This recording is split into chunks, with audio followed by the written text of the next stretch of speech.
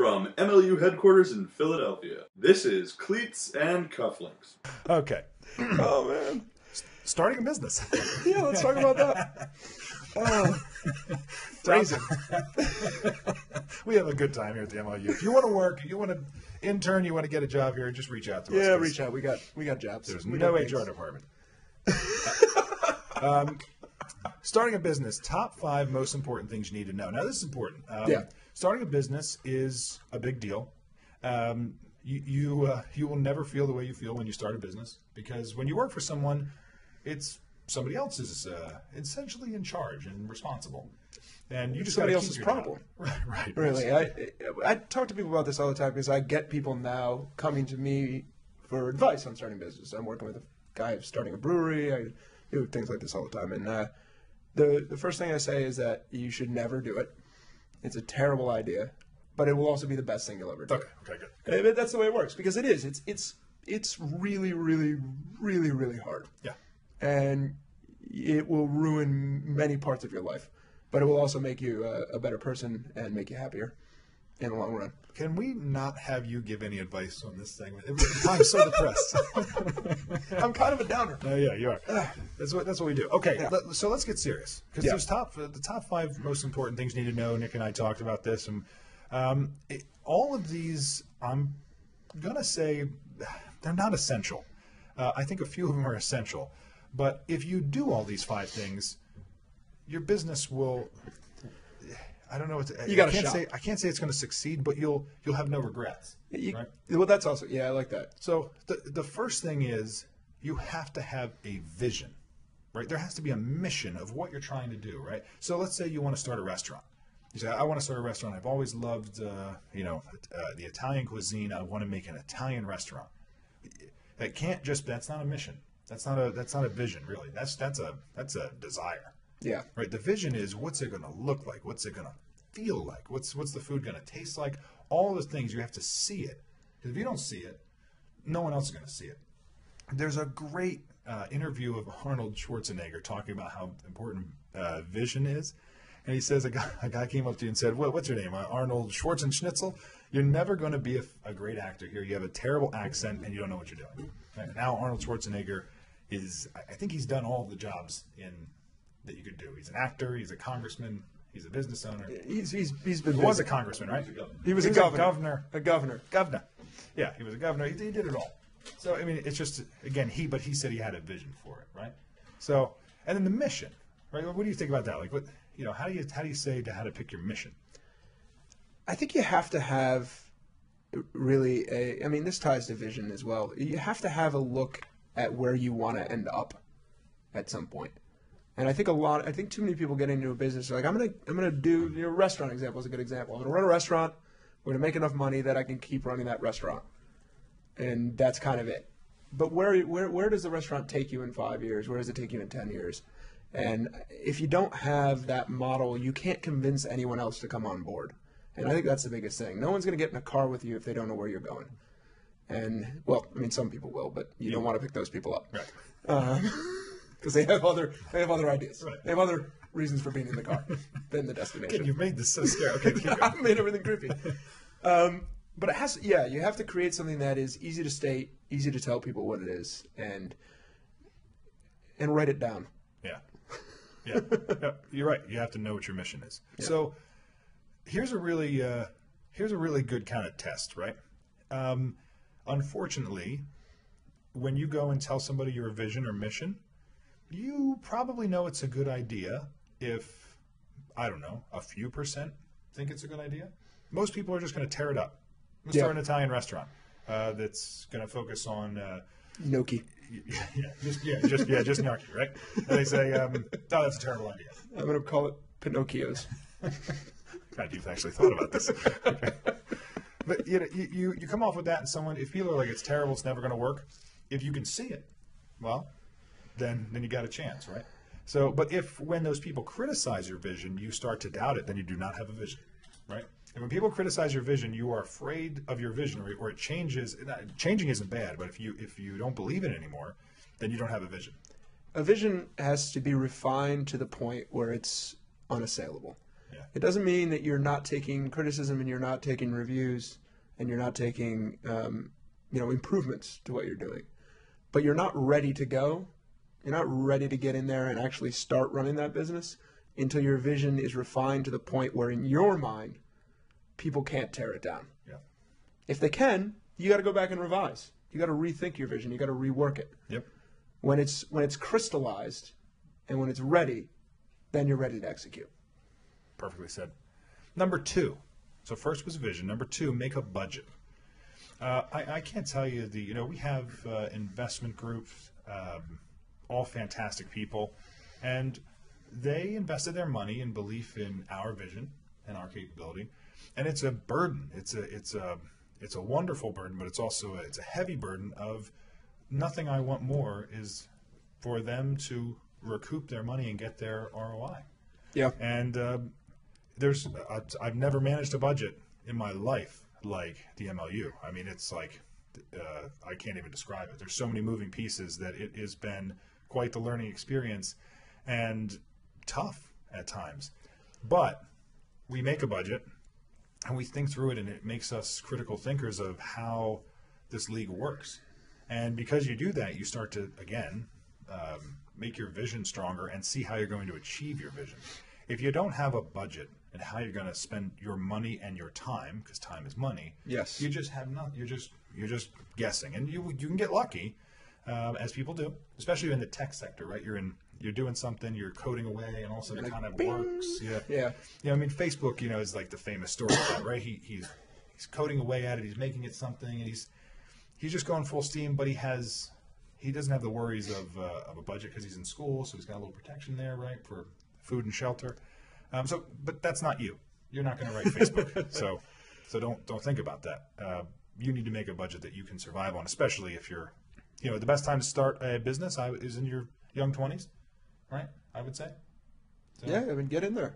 A budget, in my mind, is a numerical reflection of your vision to a certain extent. It has to take it and make it make sense, and it's particularly important because you need money to start a business, and if you want to get money, you need to show somebody how you're going to return their money. I know we look at a lot of these things, like these Kickstarter campaigns and things like that, and I think that's great. Like, there are seed money from that type of stuff is fine, but there comes a time, even in a business that's able to fund itself to get started off of one of those campaigns, there comes a time when you actually have to start creating a scenario that returns money to investors rather than, just collecting donations toward an end. Right. So what is my model, and then how can I reflect that model in a budget that's detailed and that shows all of the line items that are going to go into making this business? Because the biggest part of the budget process too, from doing this, what we do now, and also from doing construction projects with Post Green for years, is that doing the budget, that process of creating the budget, opens your eyes to parts of your business that you may have missed. And, even a preliminary budget, before you have money and before you understand, having all of that in place is going to introduce you. You're going to find things. You're like, I didn't run into an Italian restaurant, and somehow I forgot I need Parmesan cheese. Parmesan cheese. Yeah. And that price fluctuates. That price fluctuates a lot. Keep your eye on it. You got to build contingency into your Parmesan cheese line item. I'd say anywhere between 20 and 25%. Pinocchios. Pinocchios. Very good. Pinocchios. Whatever. Pinocchios. So number 1, vision. Number 2, make a budget. Number 3, this is what I think is the most important, is sales. I actually have it written here 3 times. Sales, sales, sales. The only way you make money is if you sell. That's it. Yeah. You have to sell. Whatever you have to sell.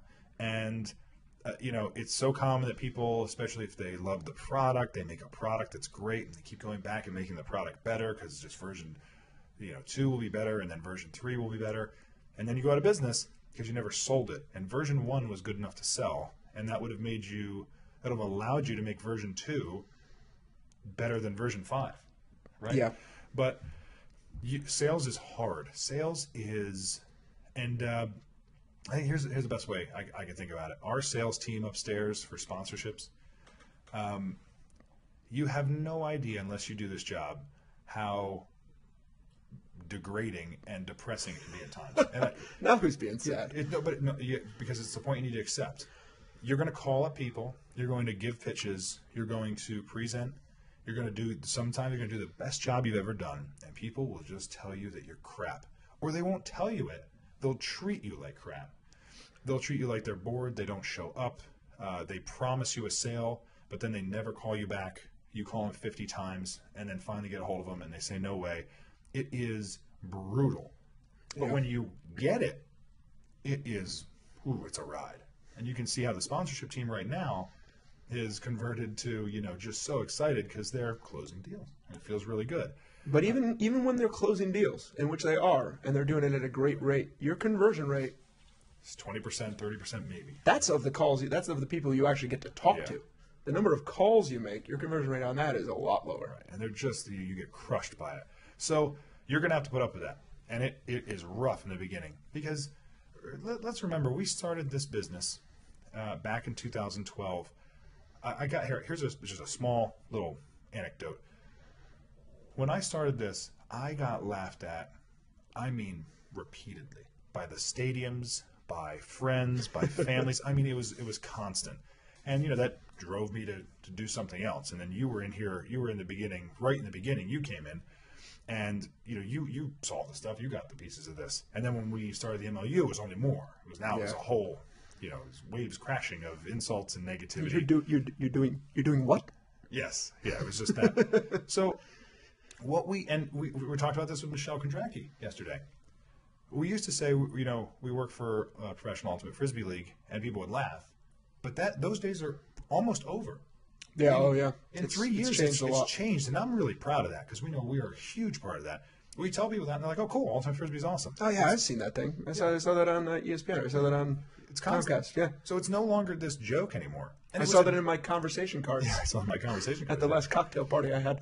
And that is those rewards are incredible, and that's part of being in a business. Which I feel the other thing I love about our business, I feel like everybody here is an entrepreneur, right? Because everyone's taking the risks at all the things we're doing, and it feels like this lightning in a bottle group, and there's nothing better than that. Yeah. Seriously. When you've done another job, and you come into a job where you're filled with entrepreneurs, it feels really special. So, go ahead. I wanted to go back to sales a little bit there, too. I think that your sales key, obviously, just to getting your product out, getting your service out, whatever you're doing, you have to be selling it. And you have to be selling it all the time, no matter where you are, networking, et cetera. And it is hard. You're going to hit a lot of no's. What I like about that, too, though, that's very important to even just running a business like this and to taking that kind of criticism and that doubt on is sales is formative. Sales will teach you to deal with that. Yeah. Even if you move out of that position in your company, which most people who start their company hope to do as quickly as possible, going through sales and doing it yourself will teach you about yourself and will teach you about how important your business is to you. Makes you strong. You're right. That's brilliantly said. So, number 1, vision. Number 2, budget. Number 3, sales. Number 4, brand. So, I would not have put this one in here 10 years ago or maybe even 5 years ago.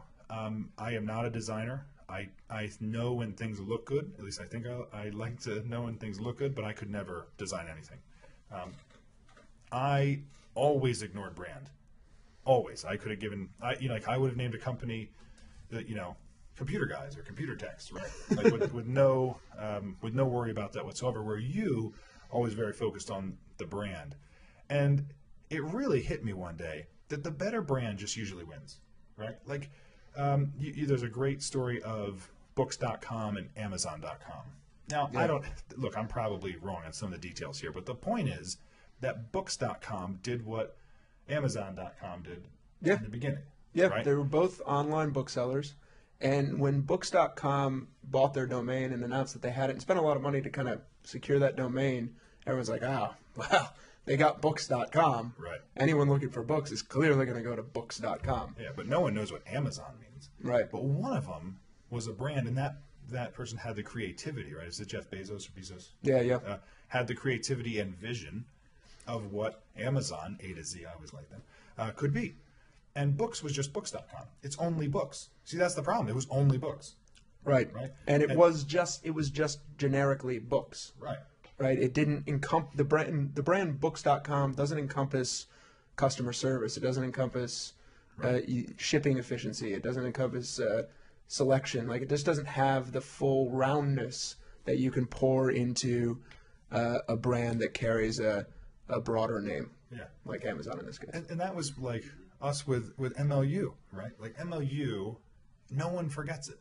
People love it. It's such a brand, and you know, you've done that. And your team has done that. And it feels like you're so proud of it. No one ever says MUL or LMU, you know what I mean? Right. It's something that just, if that brand fits and works, and it's so recognizable, and I'm really proud of that. And what I would say about that is your brand should be something that, like, it fires you up. Like, it's connectable, right? It shouldn't be something that is hard to say, hard to look at, confusing. It should be something that you're like, oh, that works. It's sharp. And another quick story is, I remember as a young developer, I was using MSN Search.